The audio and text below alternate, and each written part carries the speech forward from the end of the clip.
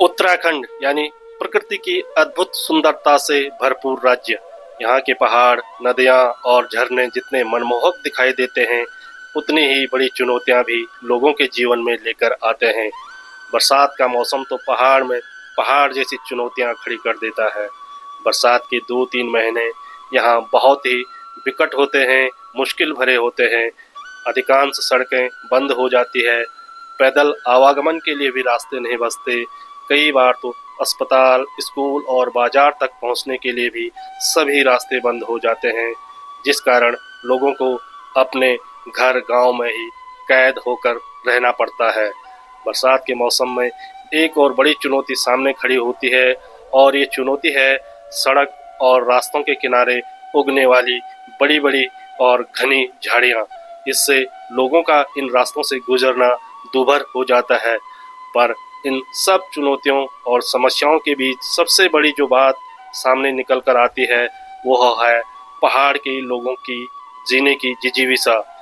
चुनौतियां चाहे जितनी भी बड़ी हो, वो लोगों के इस जिजीविसा के आगे बौनी ही साबित होती है। लोग मिलजुल कर चुनौतियों से टकराते हैं, श्रमदान कर खुद के लिए सुगम रास्ते तैयार करते हैं, टूटे हुए रास्तों की मरम्मत करते हैं और भी बहुत कुछ। अब इन्हीं युवाओं को देख लीजिए। ये युवा हैं चमोली जिले के सबसे दूरस्थ क्षेत्र में स्थित गांव रतगांव के। गांव के ये युवा श्रमदान कर रास्ते तैयार कर रहे हैं। जो रास्ते के किनारे जो बड़ी बड़ी झाड़ियां उगी है, जो आवागमन में परेशानी खड़ी कर रही है, ये युवा मिलजुल कर इन झाड़ियों की कटाई कर रहे हैं, ताकि गांव के लोग, बच्चे, बूढ़े और बीमार व्यक्ति अपने गंतव्य तक आसानी से पहुंच सकते, उन्हें किसी भी तरह की परेशानी आवागमन में ना हो। इस तरह की परेशानियां की जो तस्वीर सामने आती है, वो बयां करती है कि पहाड़ के लोगों का संघर्ष सिर्फ प्रकृति से नहीं, बल्कि व्यवस्था की अनदेखी से भी है। फिर भी इन सब के बावजूद पहाड़ के लोग धैर्य, सहयोग और परिश्रम के साथ जीवन को आगे बढ़ाते हैं। पहाड़ का यही संघर्षमय जीवन हमें सिखाता है कि चुनौतियां चाहे कितनी भी बड़ी क्यों ना हो, यदि एकजुट होकर इन चुनौतियों का, इन कठिनाइयों का सामना किया जाए तो हर मुश्किल का समाधान संभव है। और यही जज्बा पहाड़ और पहाड़ के वासिंदों की असली ताकत है। आप देख सकते हैं रतगांव के इन युवाओं को बरसात के मौसम में जिस तरह सड़क किनारे जो बड़ी बड़ी झाड़ियां उग गई हैं, और जिस कारण यहाँ पर लोगों का पैदल चलना तो दूर, इस रास्ते से वाहन भी नहीं गुजर सकते हैं। उन झाड़ियों को ये युवा मिलजुल कर साफ कर रहे हैं, उन्हें काट रहे हैं।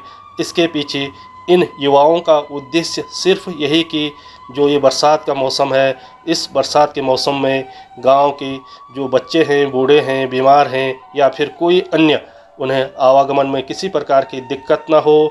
और वो बरसात का जो ये मौसम है, वो लोगों को जो आगे बढ़ने की है, जीवन को आगे बढ़ने की जो चुनौती उनके सामने है, उसमें ज़्यादा परेशानी खड़ी न कर सके।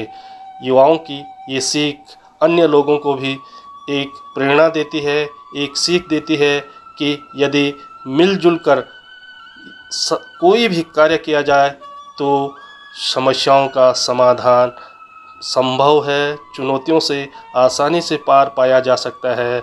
आप देख सकते हैं कि किस तरह सभी लोग आपस में मिलजुल कर ये जो टूटे हुए रास्ते हैं उनकी मरम्मत कर रहे हैं, जो सड़क किनारे झाड़ियाँ उगी हैं उनकी कटाई कर रहे हैं, और जो बरसात के मौसम में सड़क पर जो पेड़ टूटकर गिर गए थे उनको यहाँ से हटाने का काम इन युवाओं द्वारा किया जा रहा है।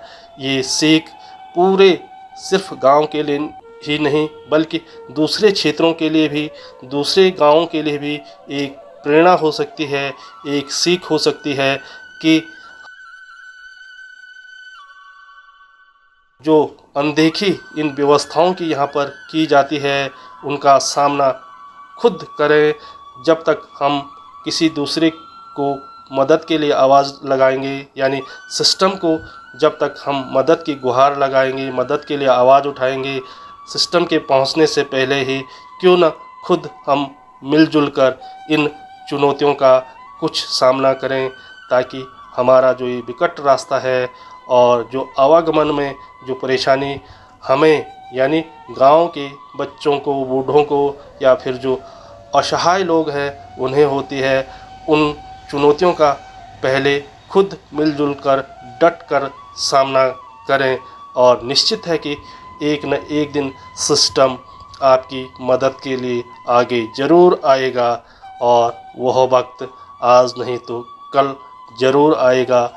और पहाड़ का यही संघर्षमय जीवन हर किसी को सीख देता है, हर किसी को प्रेरणा देता है कि यदि आपके सामने पहाड़ जैसी कोई चुनौती खड़ी है तो उस चुनौती का सबसे पहले आप खड़े होकर, एकजुट होकर उस चुनौती का सामना करें, और उसके बाद कहीं ना कहीं सिस्टम आपकी सुनेगा, सिस्टम आपसे सीख लेगा और आपकी मदद के लिए, आपके सहयोग के लिए एक न एक दिन सिस्टम ज़रूर आपके सामने खड़ा होगा।